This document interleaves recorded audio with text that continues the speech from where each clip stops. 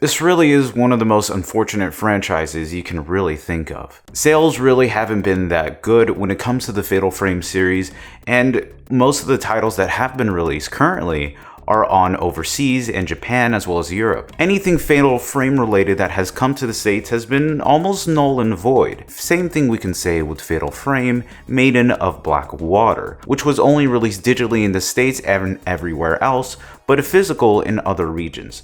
Today we're going to be talking about the Switch version of Fatal Frame Maiden of Black Water.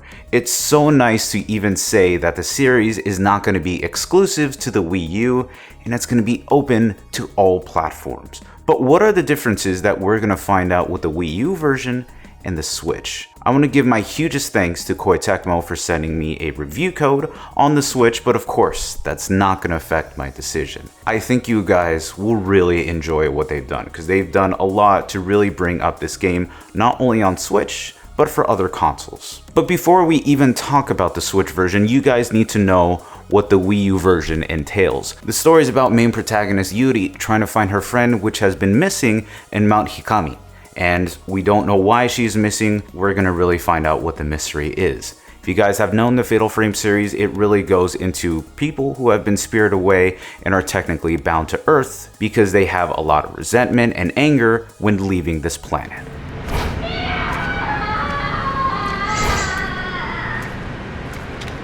Your goal is to try to figure out what's wrong with a lot of these malevolent spirits and see what you could do to kind of revive them or just figure out this mystery. There's a lot to go when it comes into the Fatal Frame series. Specifically to Maiden of Black Water, it was only released digitally on the Wii U in the States and of course physically and digitally everywhere else. There are two features that the Wii U actually boasts, and that is the Wii U pad, which integrates the gameplay with it, and you can switch of course from TV mode as well as on the gamepad. So whatever choices you would like to do, you can do that. The Wii U version runs at 720 at 30 FPS, which is a pretty solid consistency at the time. I don't really think 720 is that viable in 2021, but it's nice to see that's what was going on in the case of Fatal Frame. Camera settings, as soon as I started the game, were a little bit inconsistent. As you can see, it started pretty inverted, but I had to switch back and change that. In terms of options, there really isn't that much you could look at. You have your basic control settings, and you also have motion, which I'm gonna go to in a bit. Going down, we do have English subtitles, but no other for other languages, and you can only have the audio in English and Japanese, which I prefer to have it in Japanese just because the game's atmosphere and it takes place in Japan. Makes sense to me.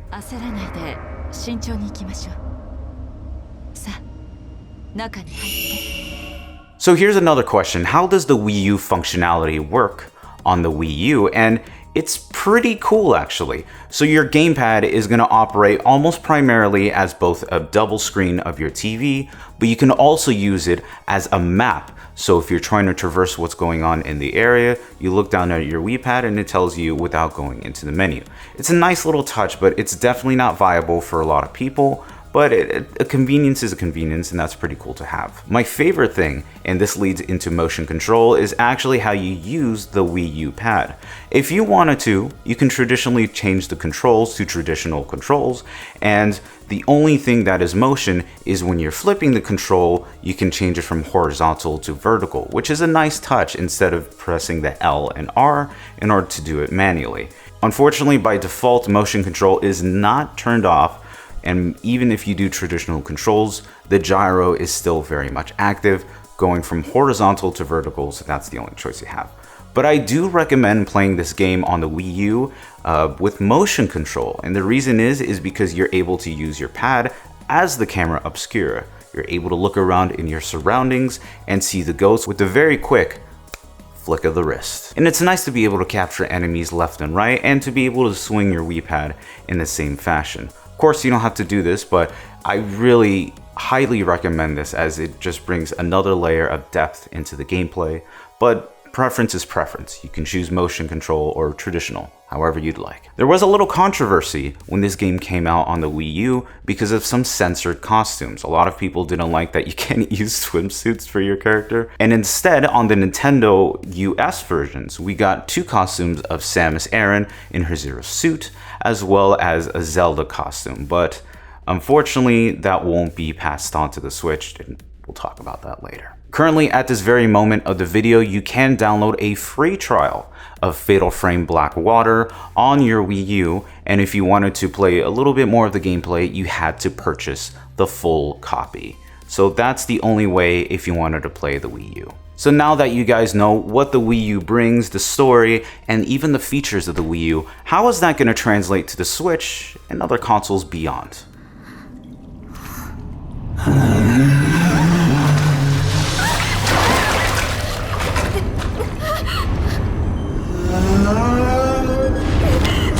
I'm so happy to say that Koei Tecmo has done a beautiful job going back and fixing up the little things of this game to make it modernized for 2021, even though it doesn't really need it, but the changes are absolutely welcome. The biggest difference that you're going to see already is that the game runs at a higher resolution than its Wii U counterpart on the Switch. It runs at a base 1080p at 30 frames, but you have noticed, if you can see in the comparison shots here, that the Wii U version is more consistent in frame rate than the Switch, and that's usually due to the resolution. 1080p is driving a little bit more horsepower on the Switch, so you're not really getting a consistent 30 frames as you would on the Wii U. So if you really like, consistent frames, I either recommend you go to another version entirely or go back to the Wii U.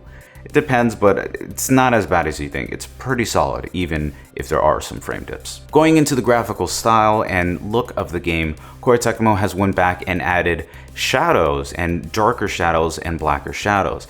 I think this example right here is a great example of how you can see some of the warmer textures and tones of the area and how that really contrasts very nicely with the black shadows. What's nice too is that you've noticed that the saturation is a little bit kicked up on the Switch version as well as other versions, and I think this is nice as it adds a nice little contrast to the black. I implore you, if you have a Switch OLED or an OLED TV, you're gonna be in for such a huge surprise. The blacks are darker and the colors are more vibrant, and this game is screaming to be played on OLED technology. So if you have a way to play that, I would highly recommend to do that. On some of the areas like in Mount Hikami, you can actually see that some of the environments have been a little bit touched up too, and you can see a little bit more greenery, a little more vibrancy. But unfortunately, the models haven't been touched, but even then, that's perfectly fine because the models look amazing in base game in general. It's just the bump up in resolution that they received. But I think the environment was a great choice to kind of really bump up and bring up the quality, and I really appreciate Koei Tecmo for doing that. So another thing too, how does this game run undocked? You're gonna be very pleasantly happy. It actually runs better undocked than it does docked, and that makes sense because you have a lower resolution on your Switch, so it is going to be running a little bit nicer and maybe a little bit hotter because of the Switch, but other than that, I've had a great experience just playing it on my Switch. Let's go into the costumes, and this is actually one of my favorite parts of the game, and for a lot of people, unfortunately, if you wanted like the actual swimsuits from the canceled and censored versions, you're not going to be getting that here. But you are getting a huge ensemble of costumes that have been brand new added, as well as some pre-order bonuses like the Alteria Ryza costumes that you can play, or even some new costumes like the Punk ensemble that you can actually get here. The way to actually get these is after you finish a level, you do get points, and with those points, you're able to purchase costumes, and even after you finish the game, you can get certain endings, which also unlock future costumes. I think it's a great thing that they've added this, and you can really tell that Koei really wanted to make this the best version of Maiden of Black Water that it can be, and I very much appreciate that. And if you really want swimsuits, they've put some variation of that, so there you go. There's your Kuma bait. So here's the question I wanted to know when Maiden of Black Water was coming out. How are they going to integrate the Wii U gamepad into the game and make it that much more concise? And I can safely say you do not need the Wii U pad to play this game. Like I mentioned before, the Wii U pad was primarily used both for map as well as motion control function, so you don't really need anything like that. All you have to do is just go into the map button and you're able to look at that very easily. But the biggest functionality you're going to be getting, of course, is the motion control. And whether you're using Joy-Cons, whether you're using the Pro Controller, or even just the Switch undocked, you're going to be using motion control if you would so choose. So it's very simple how it works. The game has two functionalities. The one is of course traditional control if you want to move left and right with your sticks, which is used no problem. If you want to get higher sensitivity, you go into the options and change the sensitivity of both the way you look as well as your camera perspective. But if you really want to use motion control, it's just as good as it is on the Wii U pad. All you have to do is either tilt your Joy-Cons or the Pro controller in whatever direction that you'd like.